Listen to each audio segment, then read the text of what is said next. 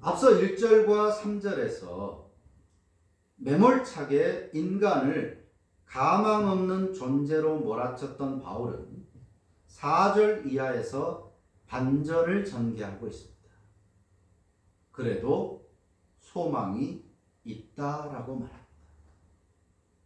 1절부터 3절에서는 인간은 쓸모없는, 하찮은, 그리고 악한, 가망이 없는, 미래가 없는 그런 존재로 설명을 했던 바울이 4절에서는 그래도 소망이 있다라는 반전을 전개하고 있는 것입니다. 그런데 그 소망은 앞에서 본 것처럼 전적으로 타락한 본성을 가진 죽었었던 그 인간에게서 나오는 것이 아닙니다. 우리 성경은 조금 밋밋하게 번역을 했는데 원문에서도 그렇고 영어 성경도 그렇고 4절은 이렇게 시작합니다. 그러나 하나님. 1절부터 3절에서 인간은 소망 없다, 완전히 망한 존재다, 그렇게 말해놓고 4절에서 그러나 하나님. 앞에서 말한 대로 우리 성경에서 1절에서 주어와 동사가 나오는데 그가 살리셨도다, 즉 하나님이 살리셨도다라는 말이 나와 있지만 본래 원문에는 이 주어와 동사가 없습니다. 이 주어 동사 하나님과 살리셨도다 이 말은 4절과 5절에 있습니다. 그런데 번역을 하는 사람들이 말이 안 되니까, 매끄럽지 않으니까, 주어 동사도 없이 그냥 나열되어 있으니까 어색하다 해서 4절과 5절에 있는 주어와 동사를 1절에 갖다가 번역을 한 것입니다.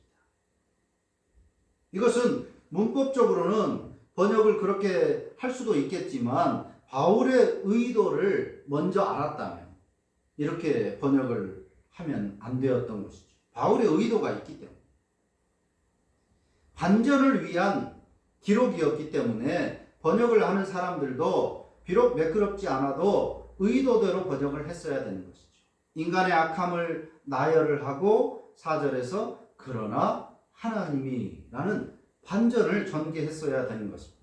어쨌든 하나님께서 허물과 죄로 죽었었던 우리를 그리스도 안에서 살리심으로 소망이 생겼다라는 요지입니다. 인간은 소망이 없는데 소망이 생겼다. 왜? 하나님이 그리스도 안에서 다시 살리셨기 때문입니다. 하나님으로 인하여 소망이 생겼다라고 하는 것입니다. 자, 여기서 중요한 사실은 단지 죽기 이전 상태로 되돌려 놓아진 것만 아닙니다. 하나님이 살리셨도다. 살리셨는데 죽기 이전에 그 상태 그대로, 죄 짓기 이전에 그 상태로 그대로 되돌려 놓은 것이 아니라 그리스도와 함께하는 그 존재로 되살려 놓으셨습니다. 그래서 모두 3번의 그리스도와 함께가 4절부터 6절에 나오는데 먼저 함께 살리셨다. 함께 살리셨다. 다시 생명을 주셨다는 말입니다. 단지 이전에, 죄짓기 이전에 나로 되살아난 것만 아니라 그리스도와 운명 공동체 한 묶음의 새로운 생명으로 살아난 것입니다. 죽었었는데 다시 살아났습니다. 그런데 그 살아난 것이 본래의 그 상태로 되살아나는 것이 아니라 그리스도와 함께, 그리스도와 묶어진 운명 공동체로 살아나는 것입니다. 그래서 바울은 고린도후서 5장 17절에서 이전 것은 지나갔으니 보라 새 것이 되었도다 라고 선언하고 있는 것입니다. 새 것이 되었는데 이전 것과는 전혀 다른 존재가 되었다는 말입니다. 여기서 새 것이라는 이 말은 창세기 1장 1절에 나오는 태초에 하나님이 천지를 창조하시니라, 그 창조라는 단어와 같은 단어입니다. 창세기 1장 1절의 신약 버전이 바로 고린도후서 5장 17절인 것입니다. 하나님께서 인간을 살리셨는데 그리스도 안에서 살리신 것입니다. 전혀 다른 존재로의 살리심인 것이죠. 업그레이드 버전 정도가 아니라 전혀 다른 존재가 된 것입니다. 분명히 여기서 한 번 더 못 박아 두는 것은 이것이 전적인 하나님의 은혜, 선물이고 인간에게는 그 어떤 공로나 조건이 없다 하는 것입니다. 그래서 가로 안에 그 말을 집어넣은 것이죠. 다시 살아났는데 하나님이 살아날 만하니까 그 사람에게 살아날 어떤 조건이 있기 때문이 아니라 이것은 하나님의 전적인 은혜, 선물이라고 못 박아 두는 것입니다. 두 번째, 함께 일으키사 그랬습니다. 앞에서 함께 살리셨다. 이것은 잠으로 비유하면 침대에 누워있다가 눈을 뜬 것입니다. 그것을 일어났다라고 말하지 않죠. 눈을 떴다면 두 번째는 함께 일으켰다 하는 것입니다. 생명을 주신 것으로 끝나지 않고 역시 그리스도와 함께 부활한 것입니다. 그리스도의 부활은 분명히 과거입니다. 우리로 치면 과거이고 나의 부활은 미래의 일이지만 운명 공동체, 그리스도와 한 묶음이기 때문에 그리스도가 부활하실 때 나도 부활한 것이나 다를 바 없다 하는 것입니다. 혹여 시제에 맞춰 미래형으로 만약에 쓰게 된다면 그리스도가 부활하셨다. 우리도 부활할 것이다. 사실 이게 맞는 거죠. 문법적으로 시제가 제대로 갖춰지면 그렇게 써야 하는 거예요. 그런데 어리석고 의심 많고 죄성이 많은 인간들은 만약에 여기서 우리도 부활할 것이다 그리스도처럼 이렇게 써놓는다면 부활할 것이다 라고 했으니까 취소 가능성도 있지 않을까? 이런 염려와 근심을 분명히 할 수밖에 없습니다. 그래서 사도 바울은 여기서 과거형으로 완료형으로 쓴 것입니다. 그리스도와 함께 부활했다 우리도. 즉 부활의 확실성을 강조하기 위해서 아예 과거형으로 써버린 것입니다. 그리스도와 묶여있기 때문에. 그리스도와 묶여있기 때문에 우리는 그렇게 될 수밖에 없다. 의심의 여지가 추호도 없다라고 하는 것입니다. 세 번째는 함께 하늘에 앉히셨다. 이것도 마찬가지입니다. 그리스도와 한 묶음이기 때문에 너무나도 확실한 거예요. 아직 우리는 이 땅에 있고 하늘에 있는 것이 아니지만 그러나 너무나 확실한 것입니다. 그리스도와 묶여있기 때문에. 그리스도와 떨어질 수가 없기 때문에 그리스도가 부활하실 때 우리도 부활한 것이나 마찬가지고 그리스도가 지금 하늘 보좌 우편에 계시는데 우리도 거기 있는 것이나 진배 없다. 그런 의도를 바울은 담고 있는 것입니다. 이전에 우리가 어떠했든지 이제는 그리스도와 함께 된 사람입니다. 이것이 우리의 애프터입니다. 이것이 교회 공동체예요. 교회는 비포의 사람들의 모임이 아니라 애프터의 사람들이 모인 공동체입니다. 전적으로 은혜를 입고. 따라서 교회의 주도권을 행사할 사람이 없는 것이고 자기 구미에 맞게 만들어 가려고 해서도 안 되는 거예요. 전적인 은혜를 입어서 교회로 부르심을 받았기 때문에 내 의지와 내 뜻으로 교회를 움직이려고 해서는 안 된다는 거예요. 유진 피터슨이라는 사람이 이렇게 말합니다. 교회를 구미에 맞게 고치겠다는 그 기특한 마음으로 무엇을 이미 주셨는지를 놓치지 말라. 교회를 위해서 무엇을 하겠다고 하는 그 마음은 기특한데 내가 은혜 받았으니까 구원 받았으니까 교회를 잘 세워야지, 교회를 부흥시켜야지. 그 생각 자체는 기특한데 네 생각대로 네 구미에 맞도록 교회를 세워가려고 하지 마라. 먼저 무엇을 해야 되냐면 이미 하나님께서 교회 안에 무엇을 주셨는지, 무엇을 원하시는지를 아는 것이 우선이다라고 하는 것입니다.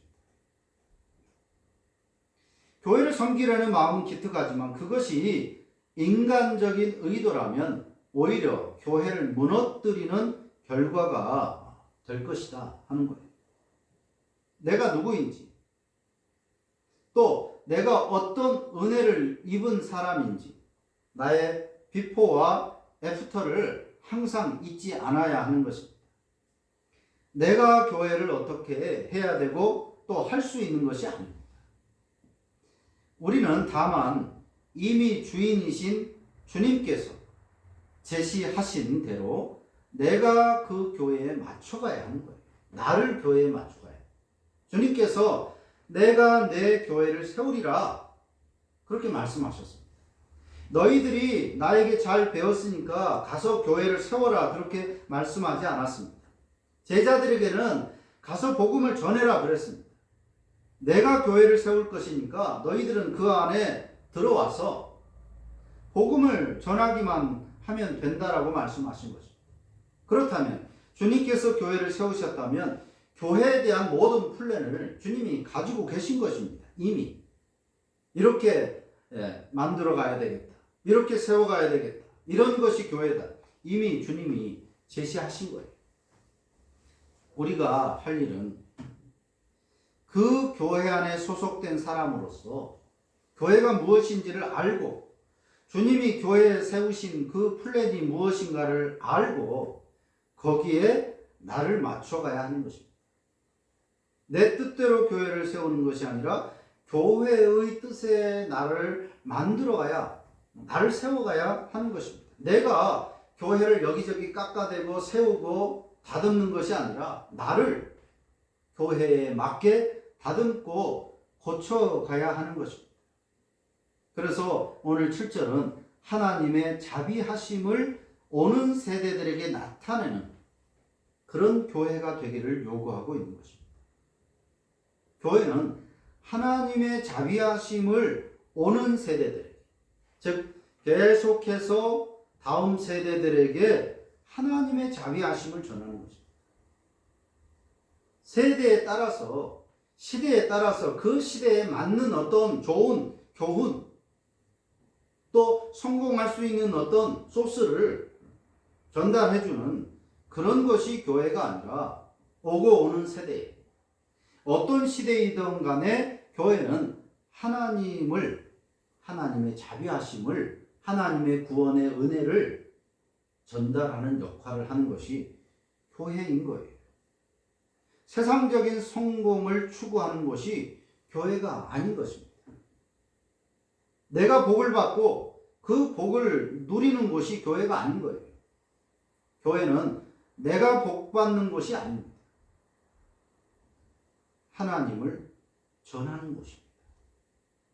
그래서 제자들은 소위 사람들이 말하는 복을 받지 못했습니다. 부자로 살지 못했고 또 형통하지 못했고 세상적인 명예나 권력을 가지지 않았습니다. 그것이 교회의 또 교회의 구성원으로서의 목적이 아닌 것을 알았기 때문입니다. 자기 뜻대로 사람들이 원하는 대로 교회를 만드는 것이 잘못되었다는 것을 알았기 때문입니다. 하나님이 원하시는 것은 하나님의 구원 그 자비하심을 전하는 것이 교회의 사명이고 그 교회에 소속된 사람의 사명인 것을 알았기 때문에 제자들은 죽음을 불사하고서도 하나님의 자비하심을 그 구원을 전하기 위해서 힘쓰고 애썼던 것입니다. 바울은 로마서 8장 28절에서 우리가 알거니와 하나님을 사랑하는 자 곧 그 뜻대로 부르심을 입은 자들에게는 모든 것이 합력하여 선을 이룬다고 말씀합니다. 우리가 하거니와가 아닙니다. 우리가 하거니와. 그것이 아니라 우리가 알거니와. 우리는 알아야 하는 것입니다. 하나님이 교회를 이끌어 가신다는 사실. 교회는 사람이 이끌어가는 것이 아니에요. 하나님이 이끌어 가십니다. 말씀을 통해서 우리는 그것을 알아야 됩니다. 하나님이 원하시는 교회가 무엇인지, 그리고 거기에 순종을 해야 하는 것입니다. 인간의 교회를 만든 결과가 바로 오늘 한국 교회의 모습인 거예요. 외형적으로는 성공한 것처럼 보입니다. 과거 예루살렘 교회들, 또 과거 제자들이나 하나님을 신실하게 믿는 사람들이 세웠던 그 교회들에 비하면 오늘 우리 한국 교회는 비교할 수 없을 만큼 성공했습니다. 토굴 속에서, 바위를 파내서, 깊은 지하에서 예배하고, 그렇게 세워졌던 교회들에 비교하면 오늘 이 땅의 교회들은 성공을 했어도 한참 더 성공한 것처럼 보여집니다. 그러나 이 교회들의 모습은 사실 처참한 실패작들 투성입니다. 성공한 교회들이 아니라 실패한 교회들입니다. 성경이 원하는, 하나님께서 원하신, 주님께서 세우신 그 교회와는 너무나도 다른 그런 모습들인 거예요. 이것은 사람들의 교회를 만든 결과인 거예요. 성경이 원하고 하나님이 원하시는 교회를 세워간 것이 아니라 세상 사람들이 요구하고 그들이 추구하는 것과 같은 가치관 하에서 세워진 것입니다. 실패작들입니다. 우리들은 하나님을 위해서, 또 교회를 위해서 내가 무엇을 할 수 있다, 그런 수선을 떨 것이 아니라 성령 하나님께서 이미 교회를 이끌어가고 계시다는 것을 알고 거기에 순종하려는 자세가 필요한 것입니다. 어떻게 하면 더 좋은 교회를 만들어서 사람들이 오고 싶어하고 사람들을 많이 끌어모으고 사람들의 추앙을 받는 그런 교회를 세울까가 아니라, 성령께서 교회를 지금 이끌어 가시는데 성령께서 원하시는, 하나님이 원하시는 교회가 무엇일까를 아는 것이 먼저 필요하고 중요하다는 것입니다. 그러니까 사람은 아무것도 하지 않아야 된다는 말이 아니라 선후가 무엇인가 하는 거예요. 먼저 하나님을, 그리고 하나님께서 이미 해오신 일들을 더 풍성히 아는 것에 힘쓰라고 하는 것입니다. 내가 은혜를 받았어, 구원을 받았습니다. 그러니까 당연히 교회를 위해서 뭘 좀 하고 싶은데, 내가 하나님을 위해서 뭐 좀 하려고 하는데 하나님이 나를 도와주셔서, 하나님이 도구가 되어달라는 것이 아니라 하나님의 선하신 그 사역에, 하나님은 지금도 교회를 위해서 일하시는데 하나님의 그 일하심에 걸리적거리거나 방해가 되지 않고 내가 하나님의 도구가 되어야 한다는 거예요. 내가 이렇게 교회를 세워갈 테니까 경제 논리, 정치 논리, 세상의 성공 방식, 내가 배우고 내가 경험한 것, 그것을 가지고 내가 이 교회를 좀 부흥시켜 볼 테니까 하나님이 좀 도와주십시오. 하나님이 나의 보조가 되어달라. 그게 아니라요. 오늘 대다수의 신자들이, 은혜 받았다고 생각하는 신자들이 또 많은 교회들의 경우에 이런 양상이 나타나고 있는 것입니다. 이렇게 할 때니까 하나님이 도와주십시오. 그러면서 정작 하나님의 일하심에 방해가 되고 걸리적거리고 하나님의 영광을 가리고 있는 것입니다. 하나님이 도구가 아니라 내가 하나님의 도구가 되어서 교회를 세워가야 그 교회가 참된 교회인 것입니다. 그래서 우리는 먼저 나를 알아서 겸손해야 됩니다.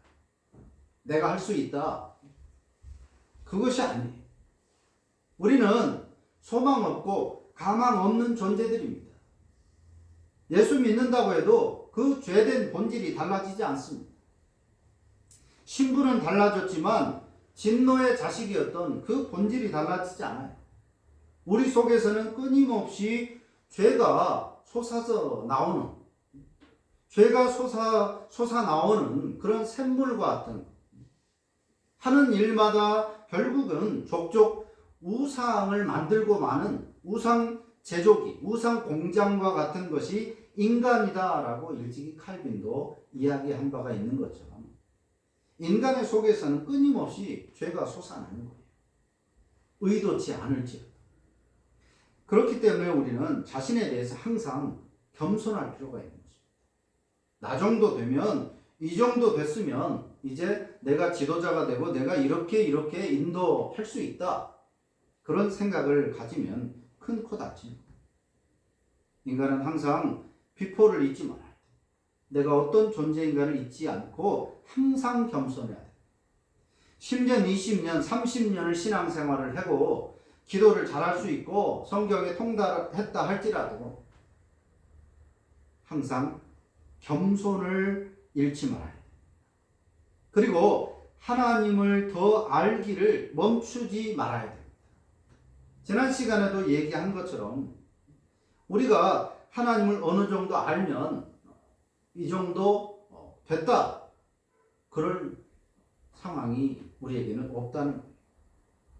하나님은 알면 알수록 더 심오하신 분이기 때문에 하나님을 알기를 더 힘써야 되는 것입니다. 그래서 우리는 하나님의 동역자가 되어야 하는 거예요. 내가 일하는데 하나님을 부리는 것이 아니라 하나님께서 일하고 계심에 우리가 하나님을 더 알아서 겸손하게 하나님의 동역자가 되어야 하는 것입니다. 성부, 성자, 성령.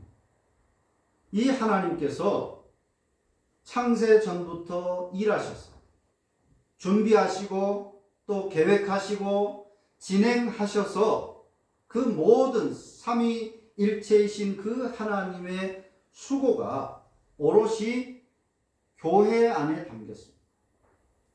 교회는 그런 곳입니다. 사람이 마음대로 이렇게 저렇게 할 수 있는 것이 아니라 하나님의 모든 일하심이, 그 수고하심이 담겨져 있는 것이기 때문에 너무나도 중요한 것입니다.